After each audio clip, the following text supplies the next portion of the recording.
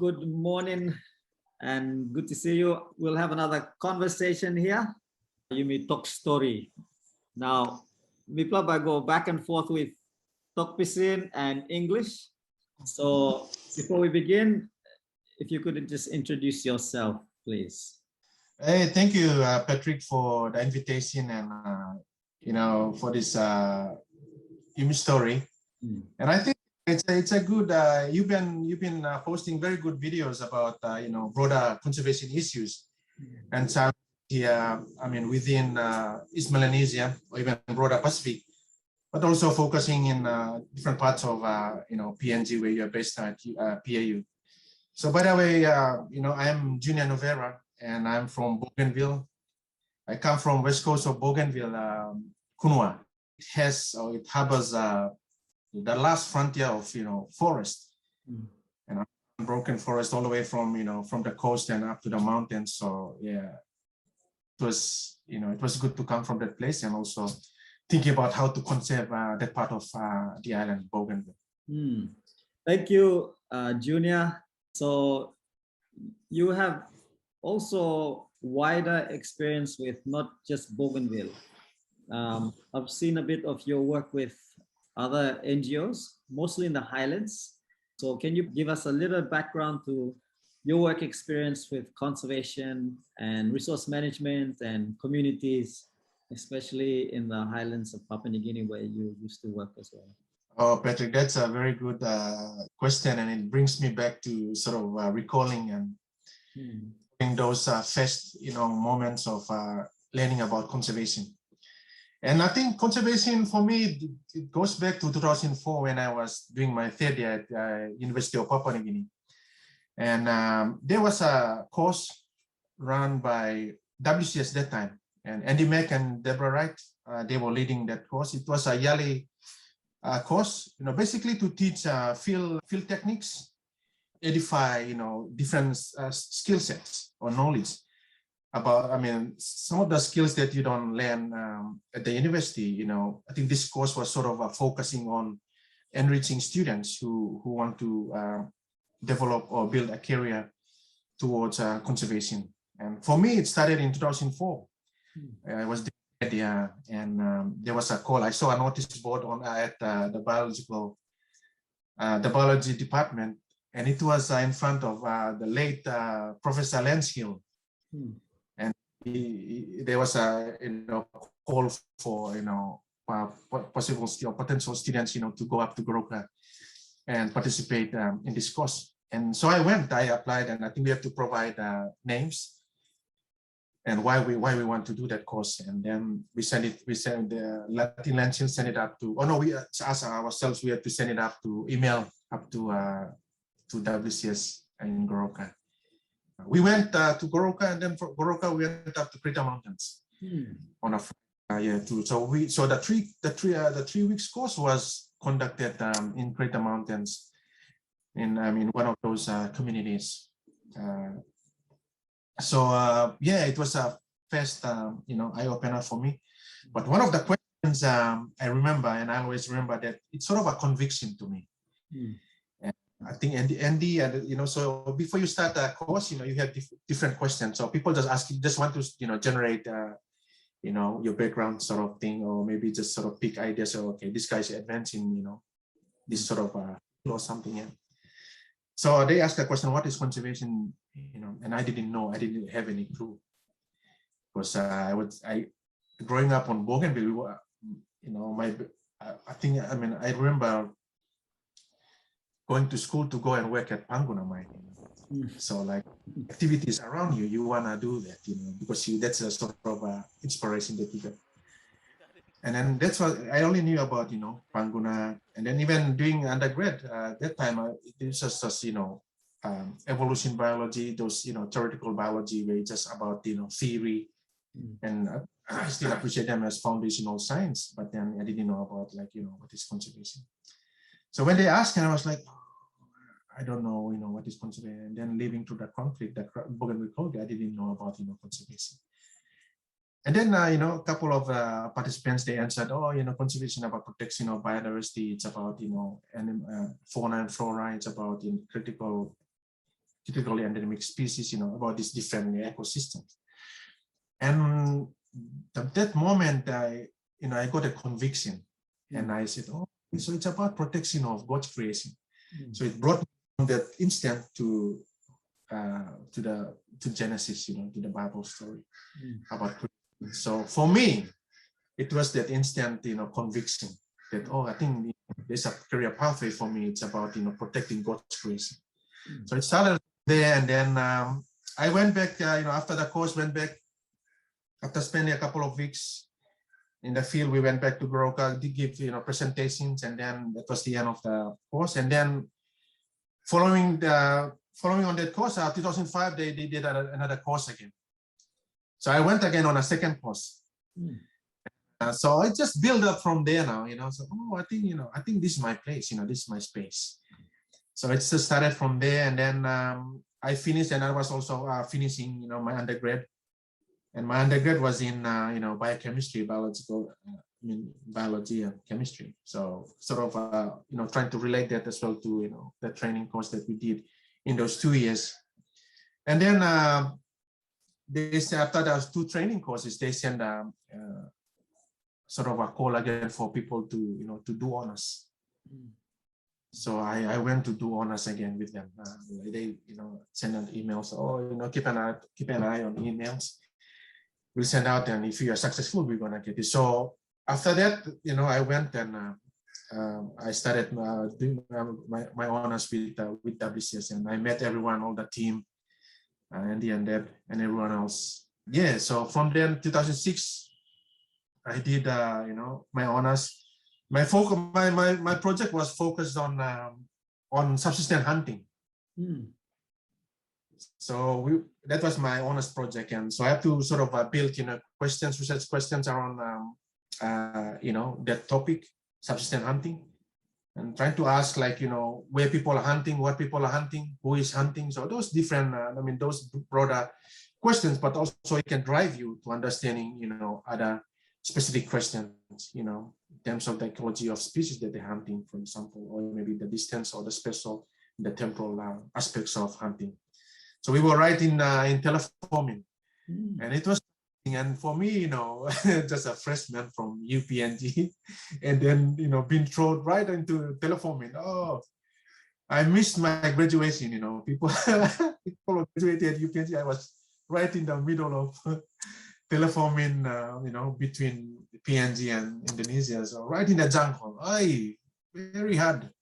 So we have to get on the, we arrived there at Min Airstrip, and then another walk about a couple of hours walk, just like hiking. Oh, first time, bro, first time, and it was an experience, but I think it was a good experience, to sort of, this is conservation, this is research, and I think to grade it, I can grade it just the honors project as a PhD project as well. It's sort of the experience and the distance, and also, the preparation that you do for those kind of research.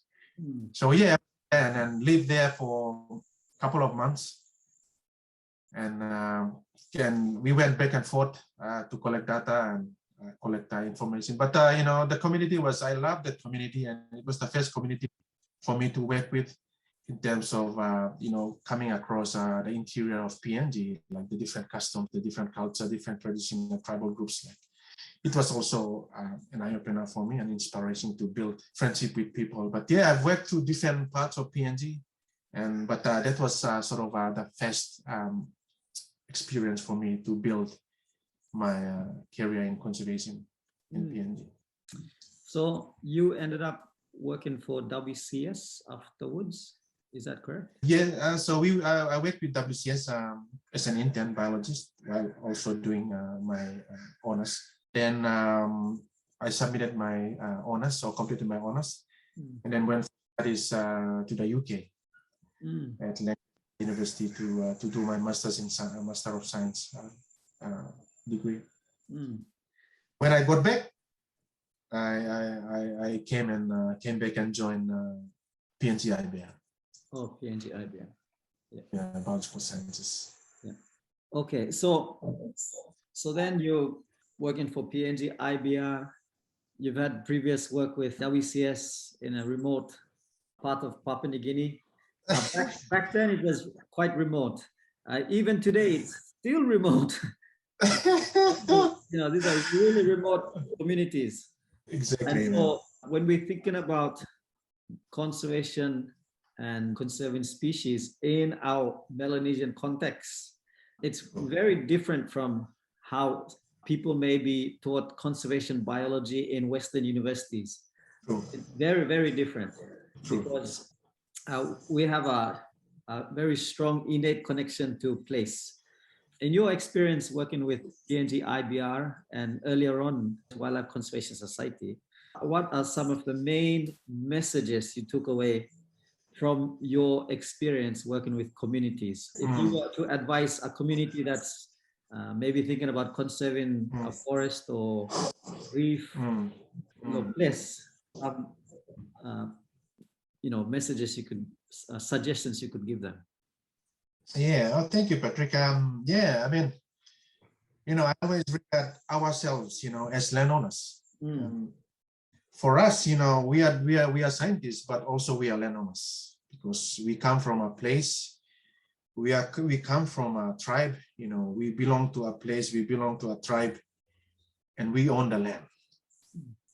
So that has been the challenge for establishing protected areas in PNG, and I think also in Melanesia, is that we sort of isolate ourselves thinking that others will come and do conservation for us. Conservation should be us, should be part of us because it's our lifestyle. I mean, for our people in the community, even us, like, growing up, we only know how to hunt, how to fish these different animals because they are part of us, we depend on them for livelihood or even for other or spiritual, activities. So to me, I mean, for us as Melanesians, we already know that attachment, that intricate knowledge or that requisite knowledge that you may build in one time or our parents and our tribes. But the challenge is like many of our, for example, in PNG, like more than 85% of the people, they're still in the rural communities. And many of them are, they don't know this. Even that's been the challenge for me is about how can I go and make a difference, on Boganville in Kunua.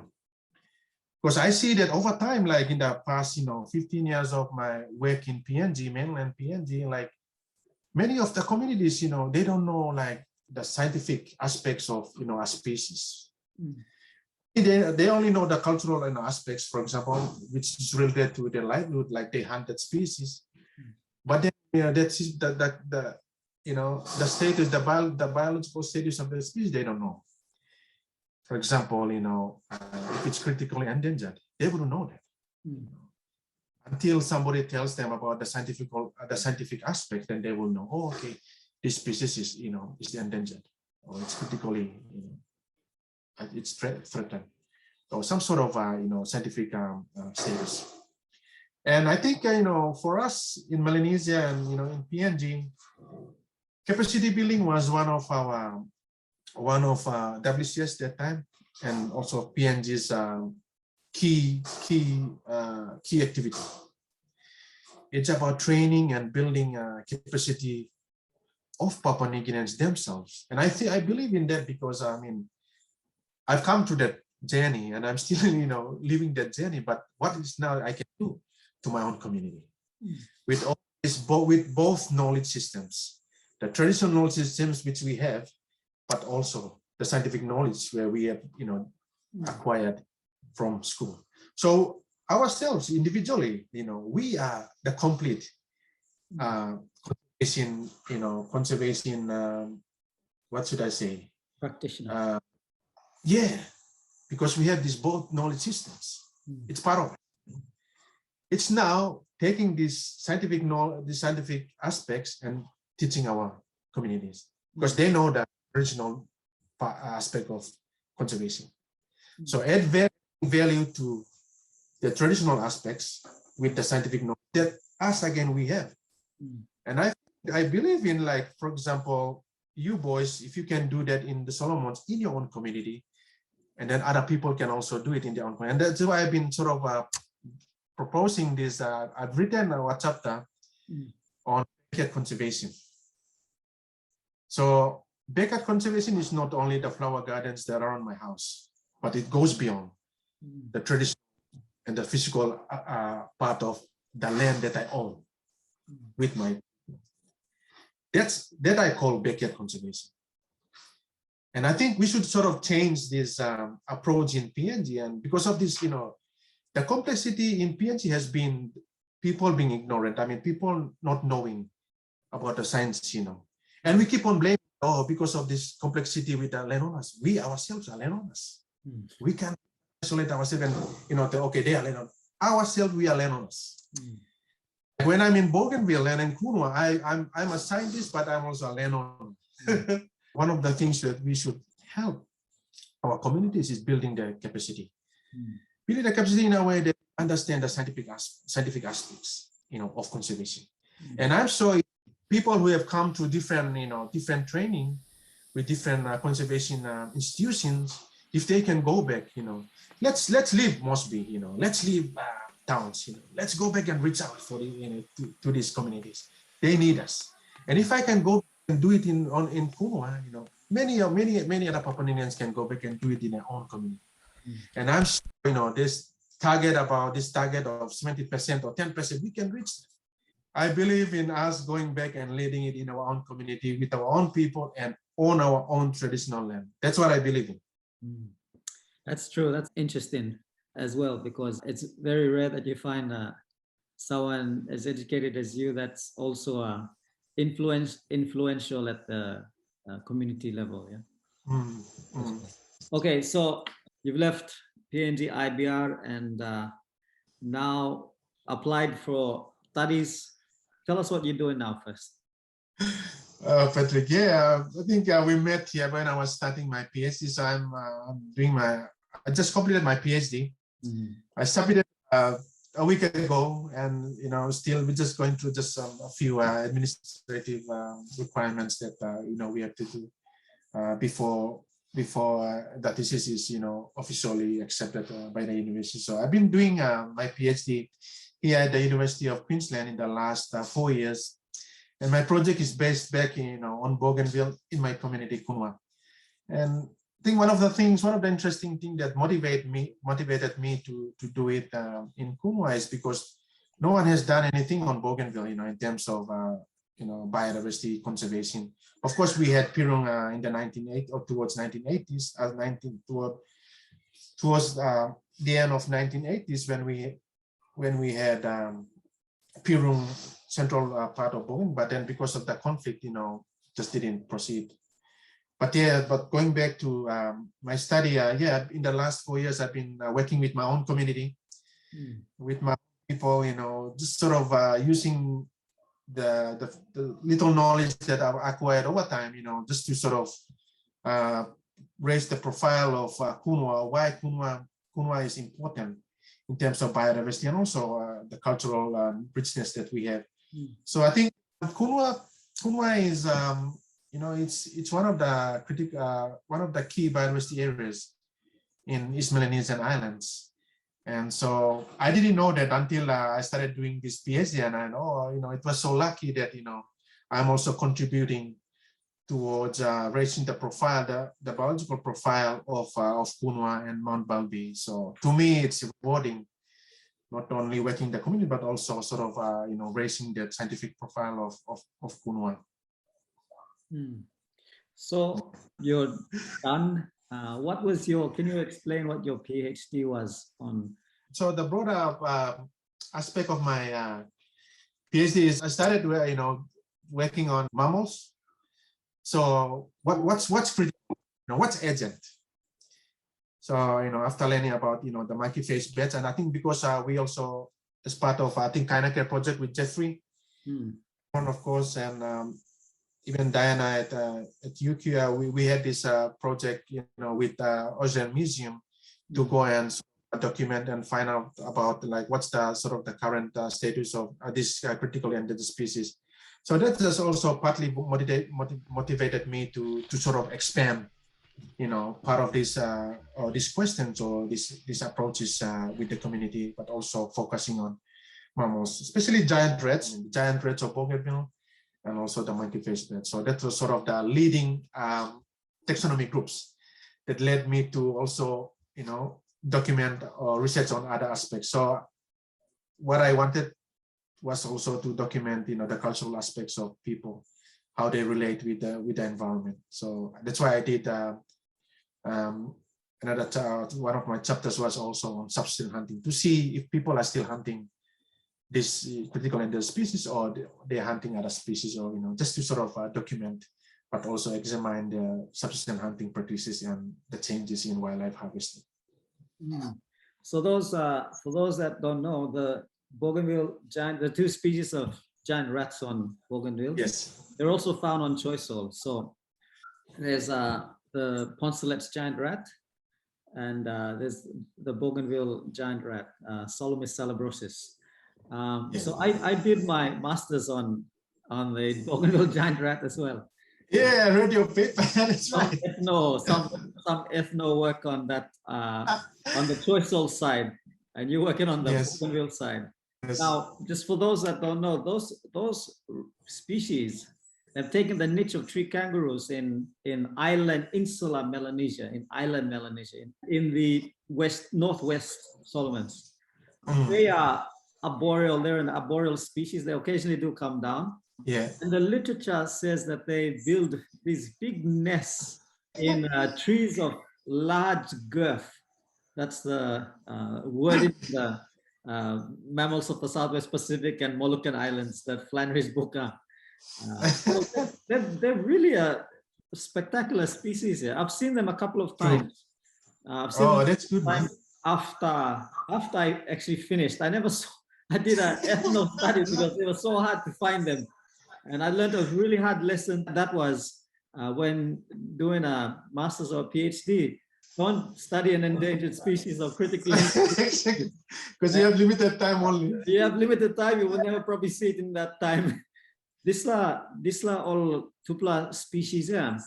What people need to know is they are highly associated with trees of large girth. Dikpla diwai. If we are deforesting, logging, and if we're doing anything unsustainable to the forest, what happens is because those species are very in low densities too. So what happens is that we run the risk of, if not extinction, but extirpation, local extinction at sites. And I think this happens especially on choice soil in some sites that we don't, because we haven't really done any survey post-logging. We only have data pre-logging. It would be interesting to resurvey and see which species are holding out. There was an interesting study by Tyrone Lavery as well on the New Georgia monkey-faced bats in the Western Solomons. You probably read this paper, and he found that those bats are highly associated to strangler figs. Yeah. So if there was, people need, governments need development, but they also need to, kind of think a little bit about, resource extraction and ensuring that there's certain critical habitats of endangered species that are in place. If you're going to take things, if you're going to cut a tree or develop the landscape, do it in a way where there is security for not only people, but the diversity that is special and representative of the island, uniqueness of the island.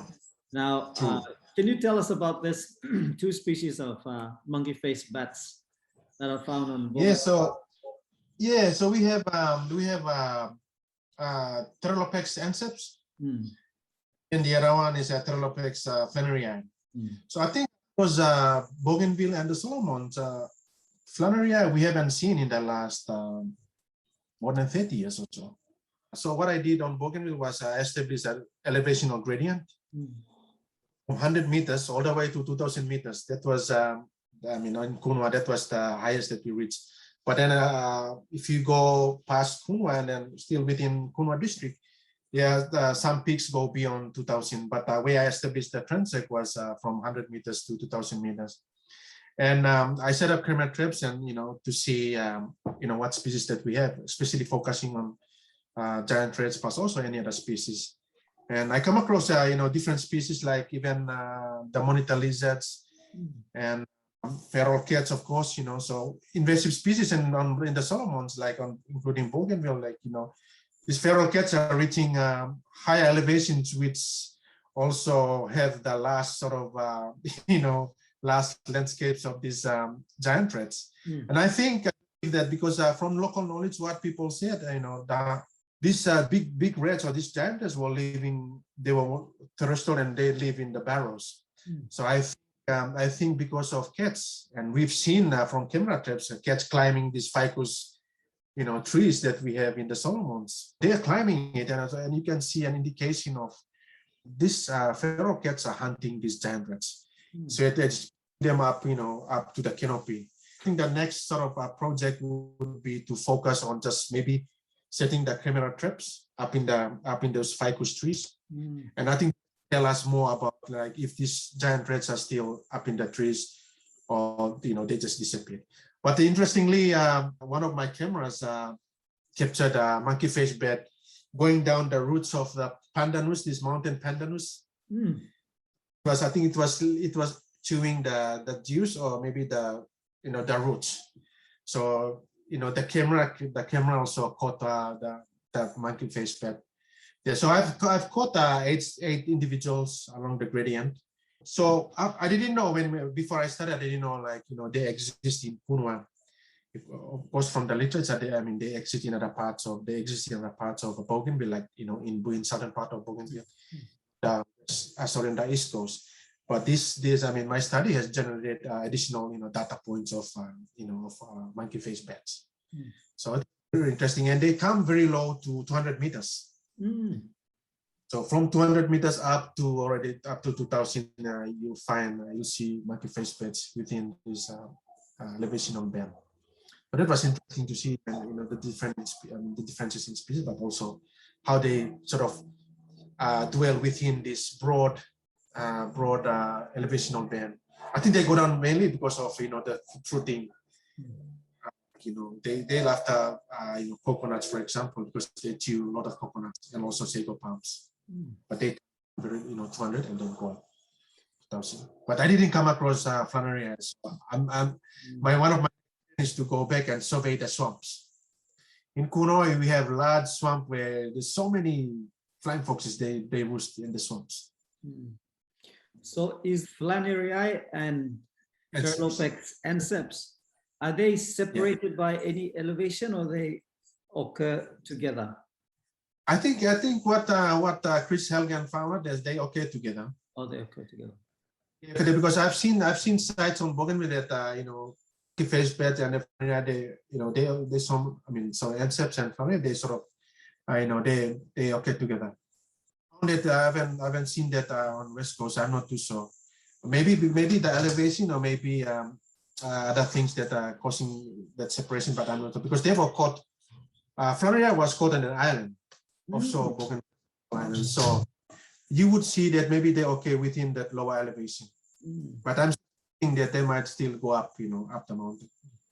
So how high did you record the species? So for Anseps, 2,000 meters. My gradient starts from 100 meters. So already at 200 meters, we saw the the monkey-faced bat flying and roosting on the coconuts. But I think that the peak elevation was 400 meters, and then because of the cloud cover as well, and I think the vegetation, I would say, the different levels that they would play a part in why they were present at that elevation. It would be interesting to see the trend in population along the gradient. Yes. Whether they're abundant below or above. Exactly. Now, exactly. I'm not sure about bats, but species of birds like the pale mountain pigeon, which is also found on Boganville. In the Solomons, we found that species to roost up in the high elevation forest on Kolobangara and then swoop down to the lowlands to feed on the ficus and the nuts, and then go back up the mountain. So that also highlights in terms of thinking about conservation and management that we have to think about the corridor, not just you look out to mountain, because plant species exactly. Mountain all by gona like they will go and feed on ficus on the lowlands. And so when we're thinking about, especially on islands, insular systems, all those corridors are essential for freshwater fishes, gobies, migrating up to the top of the head rivers, and then the eel fish finally makes to the top of the water.